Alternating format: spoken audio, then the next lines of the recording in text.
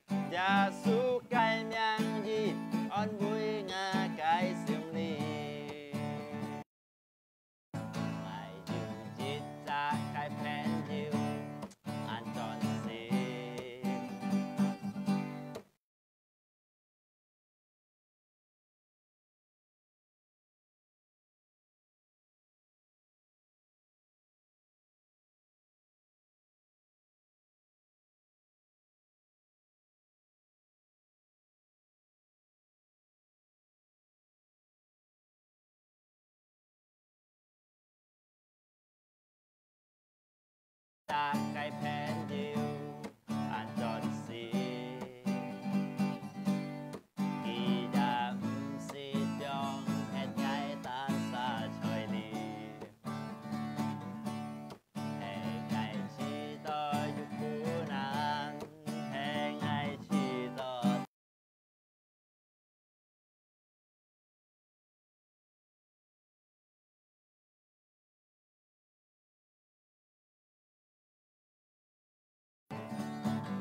Yamyang hejasu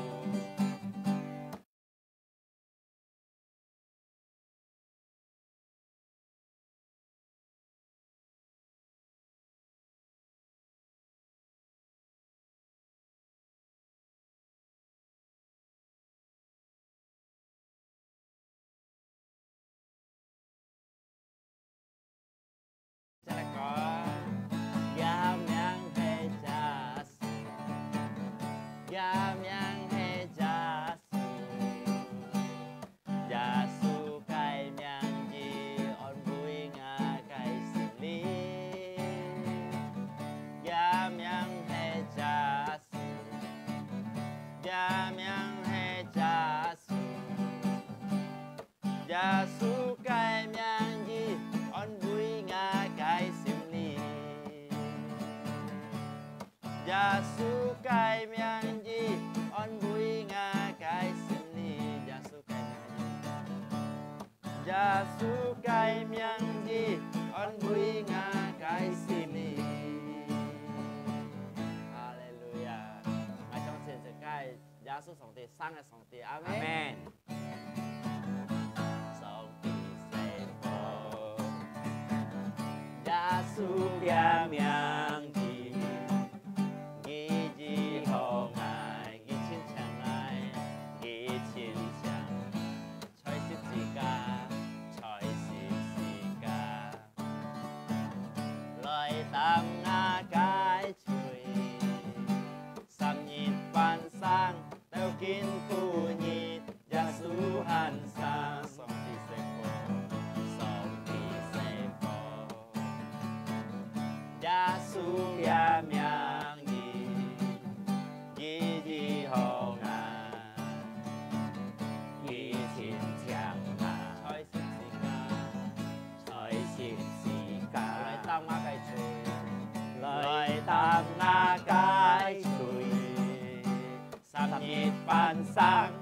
見富熱，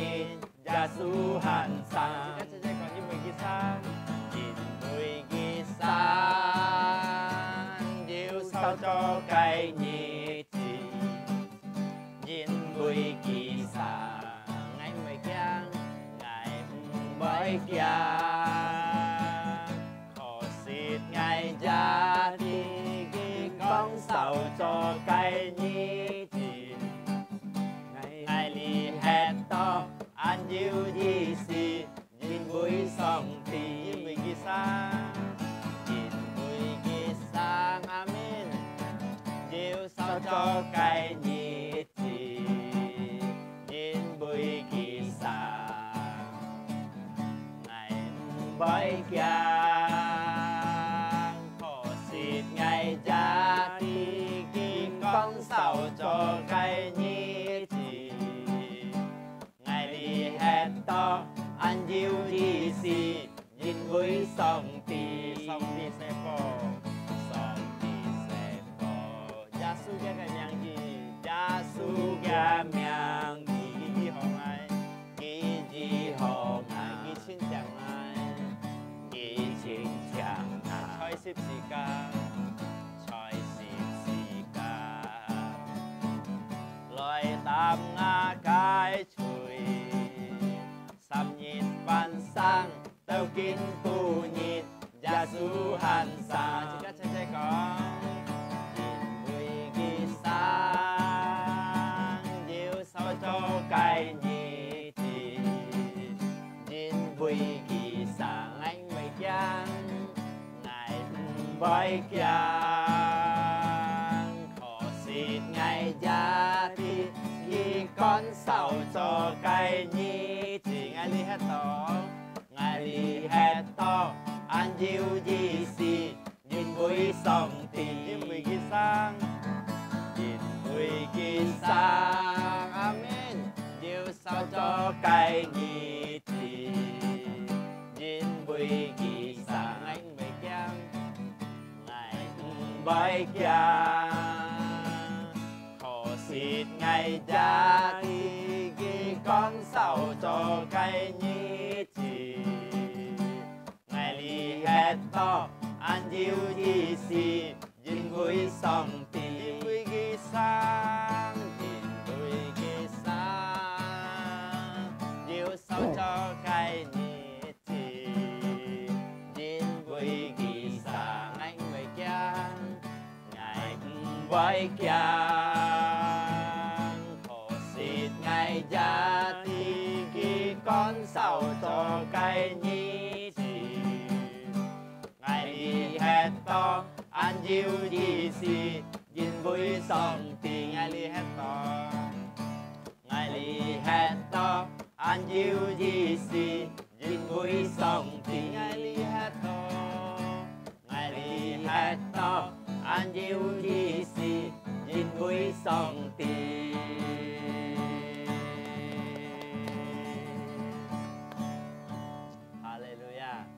相信自家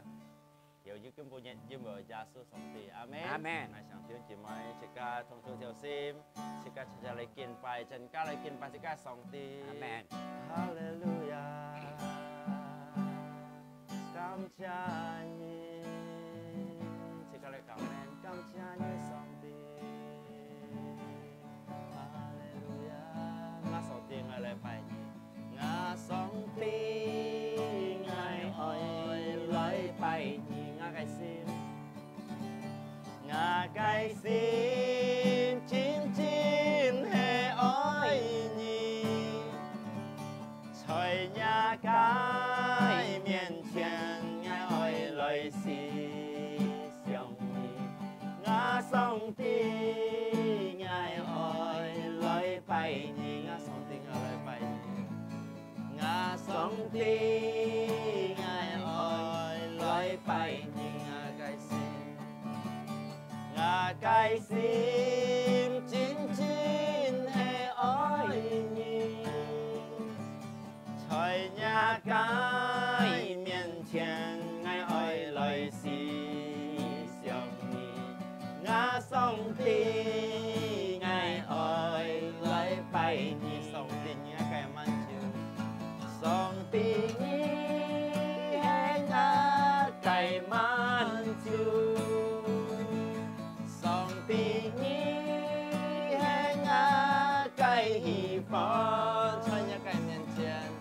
在nhà cái面前，爱爱来是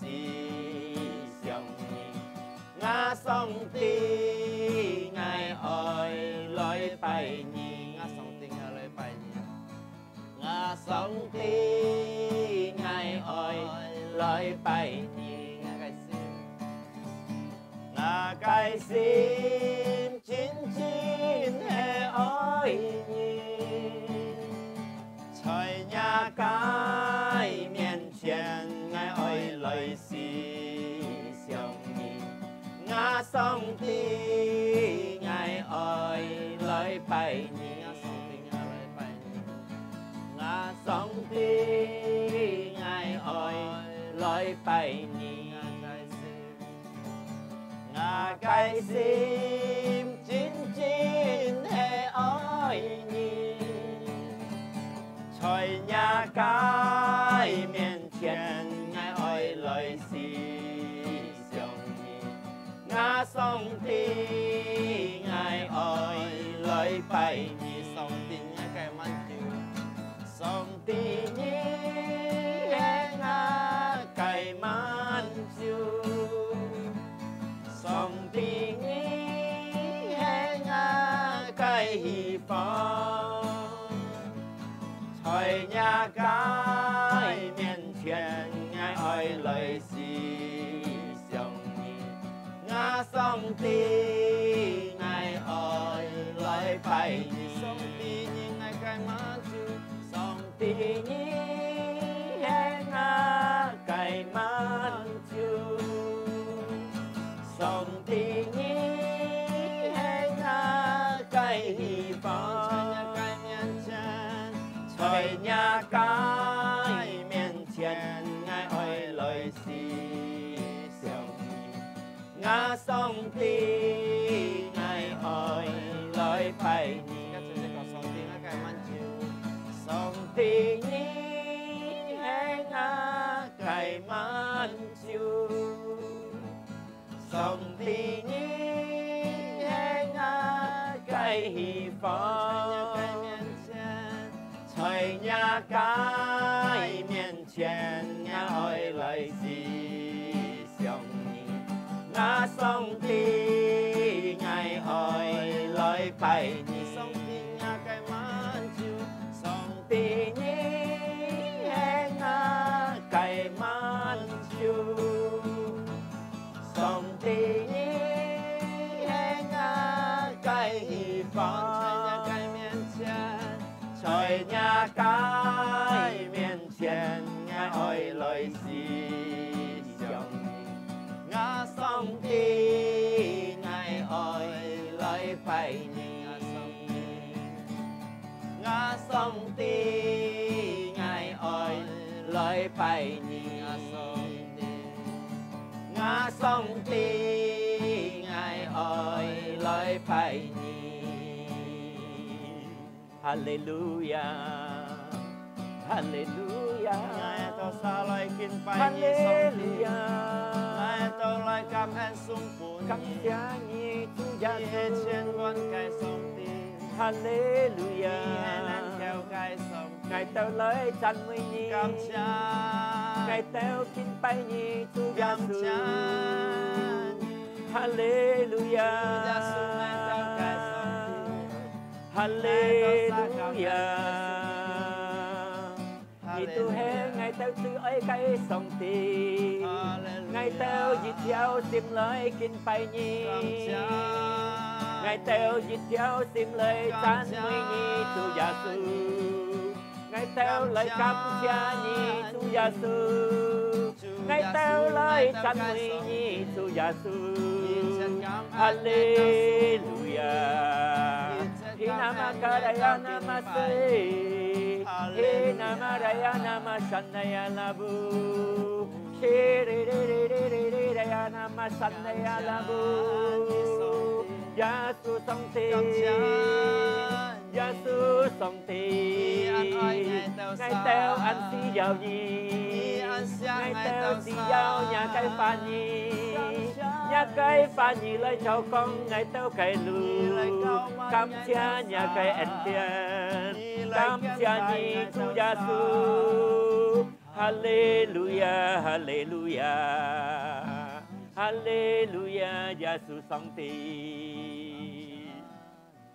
一切嘅感恩，一切嘅榮耀送俾上帝，在耶穌基督名。感謝你主耶穌見當朝我都多盡了嘅客家智慧，透過了嘅 online 我都各沙木卡里智慧，我相信你嘅權力，你嘅能夠，你嘅愛，能夠摸出我都啥，能夠搬摸出我都嘅心，你嘅能力能夠摸出我嘅都心，你嘅善者能夠做搬我都啥，雖然我都啥各沙木卡，你嘅法律，你嘅能力冇限制。能夠在每度行嘅都讚美你，你能夠到我都嘅心中，感謝你嘅恩典，感謝你嘅福氣，我相信見當朝，我都隆重聽你嘅客家智慧嘅，我都得到你嘅福，我都得到身體健康，我相信你耶穌能夠到落我度啥，我都在你生活中有痛苦，有問題，有各樣嘅問題，我相信亦是我都求你，亦是我都謝你耶穌到落我度啥，你能夠祝福我度啥，你能夠到落我度啥，你能夠幫我度啥安心，感謝你嘅恩典，主你嚟教乜我你嘅僕人。ฉันอยากให้ฟ้าขึ้นต้องจิวสิต้องให้ตัวทางอยากให้ฟ้าไงตัวตัดอยากให้ผู้ให้เกามัดลงจุงไงตัวสากใส่บุกข้าทันยาชีฟุยไงนี่แหละเกามัดพวกไงตัวทุ่งมินชีฟุยพวกไงตัวเหี่ยวฟุ้นมินอยากให้ฟ้านี่กองดอไงตัวเหี่ยวเจ้าอยากให้ฟ้านี่หีโซ่ใส่ดีซาฟุยลิติใส่ดีเซกันลิติให้ต่อไงตัวตัดต่ออยากให้เอ็นเตียนใส่ยาสูกิตุกันเมียงไงตัวกำเอ็นไงตัวต่อเก่าสิกาเชของอาเมนฮัลโหลชาลอมถ่ายเชกาหอพินอันถ่ายเชกาไงช่องเซนสองตีอยู่เจ้ากุศิกาอยู่อันวิธิกาอยู่ปุญจิกาอันซิมใช้ลีเซนพัดชงเดติให้ตอนสิกาใช้ดีเซกันเดติไงช่องเซนสิกาใช้ให้คิวจูสิกาใช้ให้ซีโยจูให้โมจูสิกาตูอันนั้นหังเดียกับซาฟุยหังเดียกับเซกันยิมปุญจิกาตีกินหายยิซีกินหายชิ้นของตู้หัวไม่อันหอกับชิ้นของไงช่องเซนเกี่ยวกับฝานี่อยู่นั้นนิดหอต่อลองสิกาเกี่ยวกับฝากองชุดอยู่นั้นเกี่ยวยีสิสิกาอาเมนสิกาใช้ของอาเมนกินต้องจึงไงช่วยให้กองต่อใช้เรียกไอ้ยึดถอนผู้ยิ้มใช้มาไทยผู้ยิ้มที่14章23節22節到33節ช่วยให้กองต่อเรียกไอ้ผู้ยิ้มตัวไอ้กองต้องสิเรียกไอ้ยาสู做一個新者透過5日落地2條5本5000日5自然息網絡分佈人嘅社貨係落超共萬個本2萬人佢條係在呢個學生嘅面前做一個新者，半個學生看，一個圖題看，什麼話日落地2條5能夠半暗多認識，亦都係暗恐怖嘅新者，暗厲害嘅新者。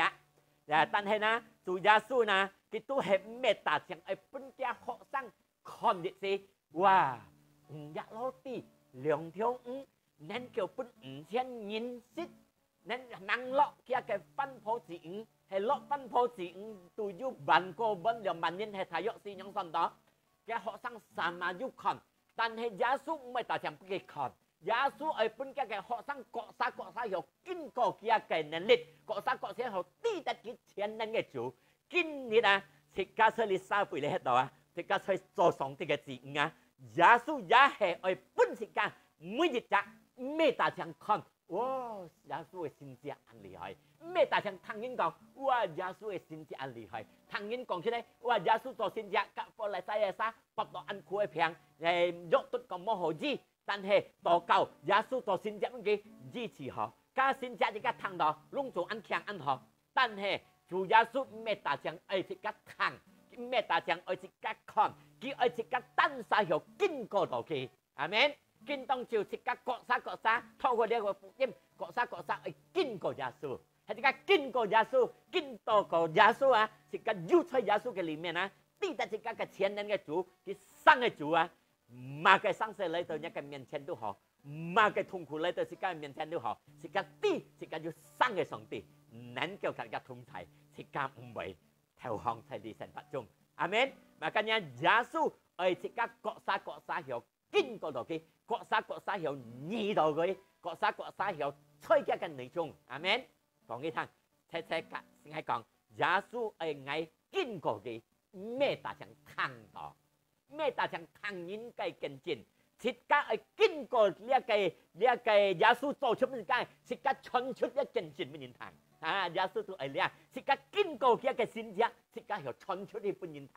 呀！切家又做出件事去，呢都係耶穌愛嘅，阿們啊！所以呢一個14馬太福音14:22節都咁講咯，呢一個耶穌命令嘅一個門徒嘅一個學生過午片殺嘅樣，佢推理片殺過午片殺，亦係然後呢個苦安排嘅苦，點啲先過啊！耶穌都點知佢都喊呢班人幾千人共萬個人喊佢國殺轉咯，也行下去啦！耶穌都上亦個山度嘅啲無結束嘅啲嘅單殺禱告喺度接喺嚟講啊！有學生嘅信要夾基礎人了，才奔赴了和人了啊，都跌落颱風前，半日嘅風浪都碰來碰去。耶穌都看到嘅學生跌落呢個風前，碰來碰去都冇辦法。耶穌看到，人看到，我相信到耶穌係你身過，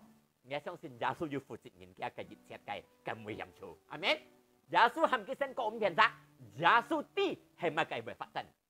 耶穌要負責任，佢係佢講，佢要負責任嘅天。mà cái những cái con kia cái sân bên kia phong lòng phong來phong去，bên kia颱風phong來phong去，耶穌朝水面啲行去。但係在水面啲行去之時，嘅學生不驚嘅講，看到誒唔要人水面嘅行，唔係講嘅學生設家都好厲害，所以係講設家所以嘅啲係變出嚟啲，生係啲人水面嘅行，設家都唔係話到鬼樣咯，係冇啦？啊，mà cái nhá cái họ sang hạ đó, ý dùng như quỷ樣à cái hạ đó, mà cái nhá sang là cái bật tiếng hạ đó, ha cái lỗ chú響nhau theo個，所以cái bút卡cái âm，cái都把到鬼樣係冇啦？mà cái nhá最重要是cái冇聲bật tiếng，阿們，冇聲bật tiếng，人家夾別你要夾人馬橋牙抽人，或者人家夾別要人抽人，你講啲冇bật tiếng，cái hành nhau個把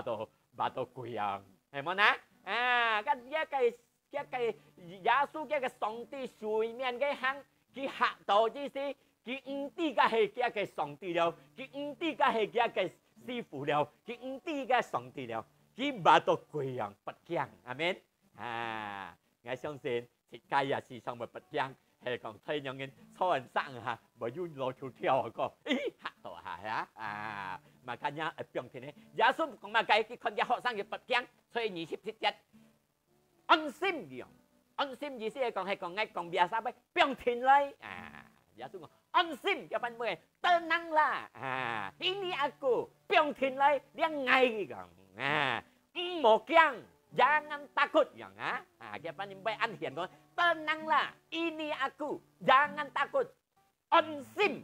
睇下biển天來兩ngày唔好驚啊，berarti 兩ngày còn cái hiện出ngay上帝啊，唔是驚嚇啊，意思佢就講不是個堂，用埋個生死哩嚇，變天來安心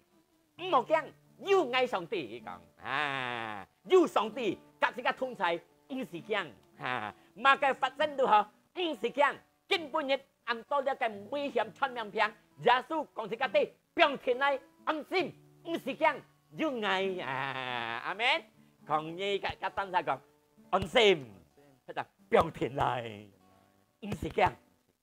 yêu Giêsu, amen. Hallelujah, phó siêu bên từ Giêsu. Ngay trong sinh, kinh phu nhất thì cả gia họ,所以你先發中你哋，你係你係聽呢個上帝講嘅話，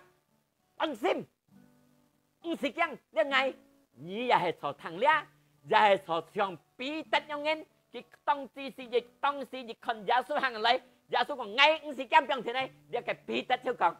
哇係你嚟講，係ngay在水面啲行嚟一計，啊耶穌講接下一個福音講來啊樣啊，彼得就就一個反應，就耶穌嘅話講出來啊，彼得就行去，但係行去半路上到耶穌嘅了，佢行去了風前熱響。你風前嘅海浪熱係響，佢不驚，呀不驚嘅講，你風用不驚嘅講，佢都潛下去，耶穌人數佢也潛下去，佢超禱告，用多浪嗌，嘅字短嘅禱告都係講多浪嗌樣嚇，啊，所以嘅啲所以提多節講啊，多浪嗌一個字短嘅禱告呀，提30節，多浪嗌。一最短嘅禱告，日下多浪嗌，耶穌嘅手就伸出去，揸嘅嘅手，結果刀郎嘅就係唔係接。刀郎聽下行，耶穌講嘅幾快，你但係人唔相信，你但係人擔心，根本你主耶穌也格式家鄉直接問問講，你但係人驚，你但係人唔相信，你但係人擔心，你係點講？我係相信，我係安心，要主耶穌，阿門。哈利路亞呀！今下你風浪嚟講，係我講你風浪就係表示，你風浪表示是個騰來嘅事情，突然間嘅問題，唔係個不驚嘅問題，譬如騰來啲危險嘅平問題，你睇落風浪嘅安琪啊，係咪嘅各樣？你危險可能條河了，你冇救了，冇藥醫了，你都係風浪。危險有嘅冇可能，你都係風浪嘅意思啊，風浪啊！今下你係坐騰呢個風浪，又係坐騰耶穌嘅法，並且呢安心，一嗌冇驚你坐騰邊個？又係坐騰呢個風浪，係你騰風浪，騰各樣不應驚嘅違法，你從彼得有人簽下去，有啲騰個風浪嘅人講簽下去，係講你騰耶穌嘅法，你行出水浪面當，行出一個法義面行，行出上帝嘅法面行。berarti makai 係講是間理下在理身法中係間行上帝嘅法義，是間行出一切嘅問題嘅當過嚟行，行出上帝嘅法義嚟行，是間唔係切莫去，阿門。哈利路亞啲咪可能今日各日是間每日你兄弟姊妹也未要經過。從呢個耶穌嘅學生經過嘅問題嘛，呢個家庭跌落呢個風浪，撇咗呢個公婆會跌落呢個風浪，撇咗呢個身法社福嘅身法，撇咗工作跌落呢個風浪唔悶，係我就係講呢個風浪各樣睇家族嘅風浪家庭同合作嘅風浪也係按照風浪呀，工作。你行咩啲多數根本按當然天公我學做工嘅錢咧，你做要難，請家要做難，而家嘅工作一定有風浪，但係耶穌係講佢家庭，讓田嚟安心，係咪？安心，兩眼，你記唔記啊？兩眼啊，上帝講兩眼啊，哇，唔係啲幾負責任呢啊，幾擔保呢啊，幾照顧自家啊，係咪？兩眼幾把擔把個幾乜自家，唔是講。berarti jungai si kiang dia sika sepo dia kata sika sepo cukmun ka sika sepo sesenyong kiang thang ngai si kiang ju papa papa ju li si kiang peta amak ju li si kiang sika sepo pot kiang Yesus tu kat sika yang kong sika thiên phu Yesus si kiang ông sim ju ngai dia liang ngai si kiang berarti kin punyit sika ju makai phong lang ju makai boy chi lo liang mo hi mong leo ngay ở còn兄弟姊妹thằng một chẳng cái vấn đề là một con cái vấn đề là một thằng lấy cái phong浪嘅氣，你thằng lấy cái phong浪嘅氣，你從彼得用人簽下水來，你所以thằng耶穌呢句話安心要愛唔是香即刻出嚟thằng呢句話，即刻唔係跌落氣，唔係跌落，唔係簽下氣，不係生仔落下氣，係咪？呢一度係當才即刻當下成了嘅嚇。你係善騰呢一個熱切嘅風浪，又係坐騰主耶穌嘅法，主耶穌呢句法，即本講了即刻睇成嘅講即刻騰，即刻了大家社福出門兩嘅社福不驚，唔是驚爸爸要你變天啊要爸爸耶穌就係即刻講啲人要咪生社。nhà cái sinh phát chung như mày sang sẻ phết trả nhà cái cá thiên như mày sang sẻ công作như mày sang sẻ nhà cái cá thiên như mày sang sẻ giả sư chưa liệt rồi cái thiên phu chỉ chưa còn các thằng biong thiên lai một kiang như ngài còn Hallelujah thế tôi chỉ cá tăng sa xiên chỉ cá tăng sa xiên như xiên thằng giả sư cái phá như tất cả ân sim hay như xiên thằng giả dịch chết mẹ chỉ cá bật kiang này như mò ân sim cái kiang đi bật kiang chết có kiang係kiang氣，kiang就係加特到平，係咪？今日個今半日過了日，即加係三回嚟係，嗌出係湊兄弟姊妹所有這個同一個法嘅同一個詞彙嘅，即刻就係誒呢句法，即刻誒落即刻嘅思想，落即刻嘅心度裏，係乜嘅法呢？耶穌呢句法，安心要愛唔是驚，落心講道理，直到即刻要乜嘅生死，所以你即刻對付生活中你哋，即刻記得耶穌嘅法落即刻心中，哦耶穌講，當天嚟安心要愛唔是驚。啊！即係變落呢度氣，變而家就對付一物嘅問題講，哦呢句話要喺心中度，即刻要對付佢。呢句話即刻信心向咪即刻行，咪即刻信心行一個即刻入口，又對付一切呢一個社會呢嘅問題。阿們，有啲時間唔好 focus， 唔好將呢一切嘅風浪嘅氣，風浪意思睇真係講各樣問題咪即刻驚嘅嚇，即刻嘅思想出嚟將上帝嘅法律啦。變天來安心的句法啦，安心的句法，安心的句法，即刻在社會裏得唔到，單強在耶穌基督裏得到，但係我講在社會裏得唔到，安心的真正安心啊，變天來即刻平靜得到平安，社會裏得到。目的呢只係按多人按多理佢話到幾個理由變佢變天，又變佢安心，很輕巧。按多家產見到後邊一個心肝安心喺你社會嘅，都係唔曉。按多嘅要白山要大獵人物嘅認識嘅，引到後本嘅安心喺社會嚟嘅，嗌係講兄弟姊妹們聽，唔曉得到，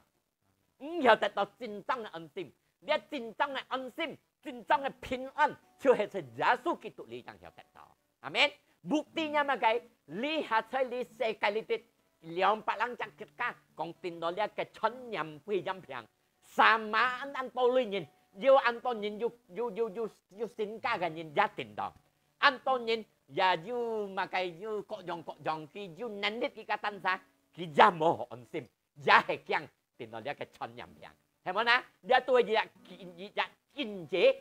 所有世界呢啲嘅家產國家要白山要乜嘅能力，得唔到真正嘅安心。呢個真正嘅安心，單強在耶穌基督裏邊，即刻將得到。阿們，阿們，哈利路亞！呢個安心嘅句法，因為即刻能夠得在耶穌裏邊，即刻係乜嘢得到？所以即刻你生活中你喺度，世界你喺度，即刻係相信一個反應，即刻係喺在一個反應裏面，即刻係相信而漸漸一個反應，即刻係仰望在上帝嘅方面。即刻係真正依靠上帝，即刻得到呢一個安心，即刻得到呢一個平安喺社會裏邊。阿們，即刻係相信嘅耶穌真正係天父嘅例子，生嘅例子，有能力嘅例子，能夠做善事嘅例子，即刻就得到呢一個安心。阿們，聖經佢講家堂，在詩篇記呢一個安心即刻得到，就係喺上帝裏邊啊。詩篇記62第2節，一個翻譯咁樣講 ，hanya dekat Allah saja aku tenang， saya cun上帝愛讓得到安心，呀 ，daripadanya keselamatanku， 呢個春叫春係從佢嘅來嘅，但係我講在上帝嘅方面，在耶穌基督嘅方面，即個hết在世界你做嘅嘅法律hết。即刻相信佢係上帝嘅例子，要能力嚟嘅，即刻得到呢一個真正嘅安心啊！因為在嘅方面，睇睇你哋一個見證當中，呢一個春叫，呢一個特叫，都係從佢嘅來嘅，係咪？佢能夠叫即刻咩講大聲叫即刻，哦得到永久嘅生命，即刻先嘅得到永久嘅生命，即刻我世界你hết，即刻得到天堂路加達得票天道嘅，呀！佢能夠叫即刻係咪計？哦，即刻呢下啲咪兄弟姊妹家庭公婆有同有電腦風錢有，冇咪報合了，呀唔報合了，咪離開了，咪離婚了，吵到了，呢一個風錢，哎呀，唔得，耶穌能夠叫，在耶穌方面能夠diselamatkan，能夠得到一個春叫，係咪？呀，啲咪聽聽講嘅，一個工作。在耶穌嘅方面係得叫嘛？啊，也係因為各樣嘅問題，我係得叫嘛？單強在耶穌，因為佢講呢個春叫係係從上帝嘅嚟，嘛緊呀，在家嘅在勸上帝嘅方面，自家得到安心，因為佢要擔保自家得到呢個得救，要擔保得到得救，要擔保春叫呀，自家得到一個擔保呀。呀，可能咪自家嘅工作冇辦法冇努力叫電腦用嘅生勢，在上帝嘅方面能夠要叫，阿們。因為所有對自家知道冇可能，只有冇辦法，而家思想到你冇可能啊，冇變啊，冇辦法喎。但係在耶穌嘅方面，隆重都有可能，隆重都有得救。撒自家要有耐心嚟等禱告，等上帝嘅時間。能夠做善事，人家得家嘅做出嘅善事，阿們即刻都係一切相信人們出家嘅。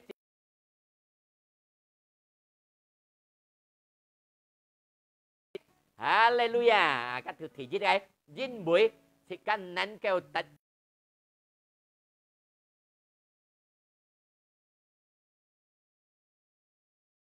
工作嘅方面啊。theo路嘅方面啊，เพชร各樣嘅要問題啊，耶穌能夠 selamatkan 嘅，佢能夠救自家，因為春叫都係從上帝嘅嚟嘅，阿們。過了呀，呢個題2嚟講啊，喺呢題6節，詩篇62題6節，也係半樣講啊。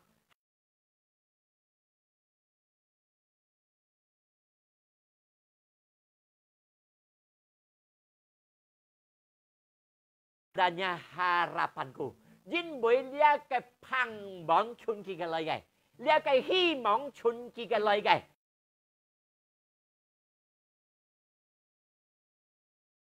thằng kiến tông cho thằng lia cái phản như thế giờ bởi tật tổ chỉ tổ thay lý xa phủi lý sân phát trung chỉ tổ phơi sinh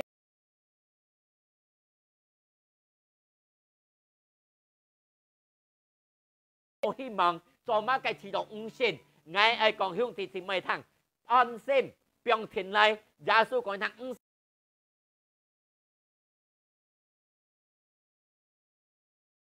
hy vọng thế song đi cái方面要盼望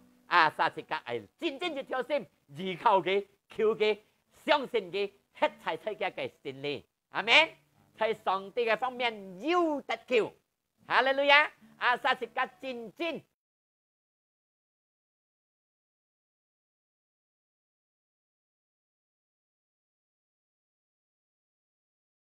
叫本自家真當嘅安心，呀！見當就自家聽日嘅翻譯啥，自家睇睇隔硬。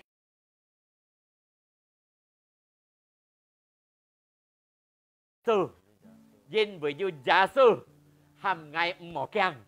含愛唔無驚，阿們，哈利路亞，破少本上帝，愛講兄弟姊妹聽，馬計生世發生喺世界生活中，世界裏三輩裏行到家庭度，要馬計生世學，並且呢，還要耶穌能夠本自家得救，一切嘅痛苦，要還要希望喺耶穌嘅方面，呀，因為耶穌咁放出嚟，並安心嚟，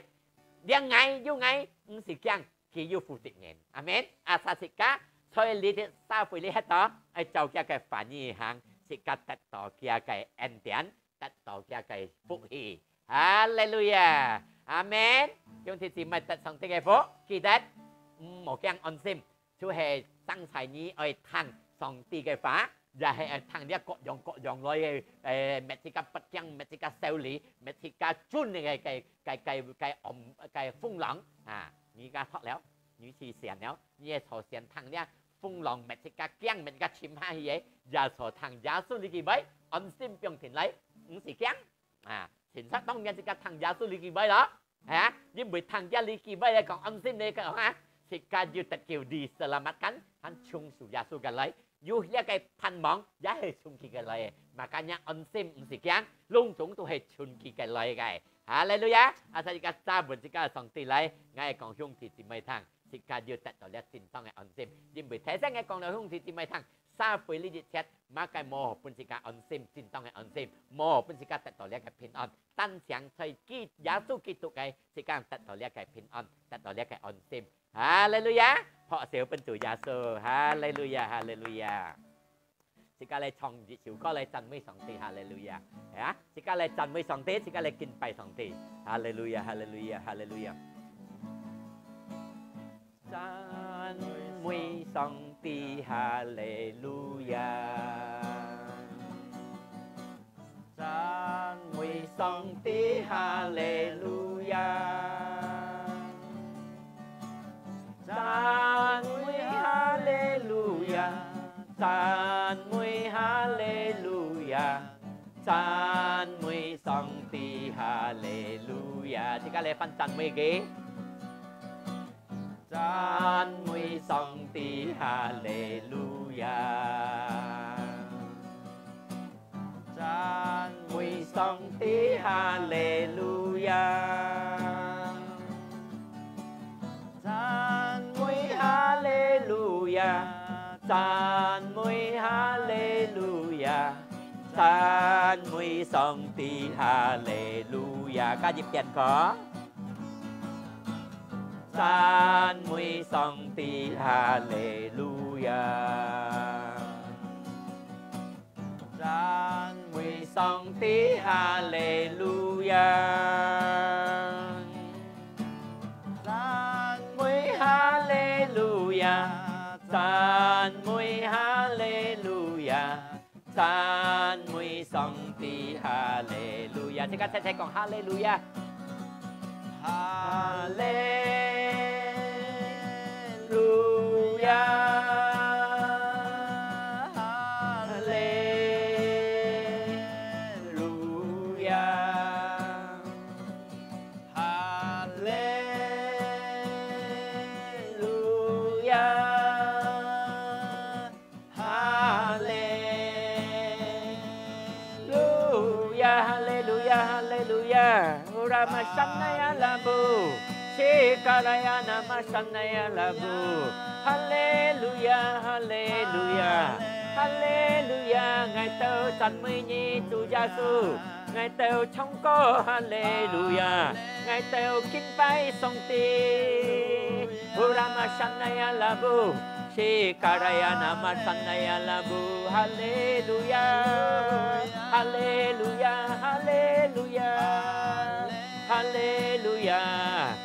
พระเยซู嘅2 ที嘅方面我係講向天姊妹聽是家要希望是家要春橋世界嘅嚟讓安心嚟讓田嚟見本日咪嘅生死都學嚟到一個面前嚟到自己嘅生活中耶穌講嘅聽安心讓田嚟唔是驚要耶穌嘅講要耶穌所以耶穌嘅方面是家得到春橋是能夠叫自己嘅家庭能夠叫自己嘅生活中能夠叫自己嘅工作能夠叫自己嘅日子นั่นเกี่ยวกับการไม่สิ้นไงสิ่งที่เราโมหิมองไงกินนั่นเกี่ยวกับการหิมนั่นเกี่ยวกับการหิมองกำเชียนี่จุยาโซกินต้องจิวยุบปัดเพียงไงใช้บุกข้ากันฟ้องเมียนเด็ดยุหุ่งสีจะไม่ปัดเพียงไงยาโซของนี่ยุหิมองกินนั่นเกี่ยวกิวนี่เนี่ยกับเพียงนั่นเกี่ยวกับตาฟ้าใช้ยาโซกิตุกันเมียงไงต่อเก่าปุ่นนี่ปัดเพียงไงใช้ยาโซกิตุกันเมียงใช้ท่อก็แก่กันนั่นเล็ดท่อก็แก่กันเปลี่ยนซ่องเนี่ยกับสิ้นทีเด็ดต่อแขนข้างแต่ต่อแขนข้างยิดเช็คไก่เพียงใส่ยาสูกิตุกันยังไงตาฟ้าไงเซียวยับเนี่ยสิ้นที่ตัดแขนข้างใส่ยาสูกิตุยังกำเทียนยี่จุยาสูเนี่ยกับพินอ้อมเนี่ยกับไข่ละเนี่ยกับอันซิมทุ่งมันละไม่จากไงตัวสักไก่ซิมจุงดูลิดิกำเทียนยี่จุยาสูกำเทียนยี่สินเลนกำเทียนเนี่ยกับทุ่งไทยกำเทียนเนี่ยกับเขียนไตกำเทียนยี่จุยาสูเนี่ยกับฮักกาชีฟกินต้องจุดตัวเหตุเตลิบิจีตันแห่งไงส่งสินเนี่ยกับฝันนี่ยุนกิ้วยุใช้ไงเตอไงซิมจุงไงเตอเจ้าเนี่ยกับฝันนี่ห่างใช้ดีซาไปเลยดิไงตัดต่ออันซิมไงตัดต่อชุนกิ้วไงตัดต่อฮีมองกำเทียนนี่จุดยาสูยงที่สิไม่มนติกาแค่สิวที่ห่างไร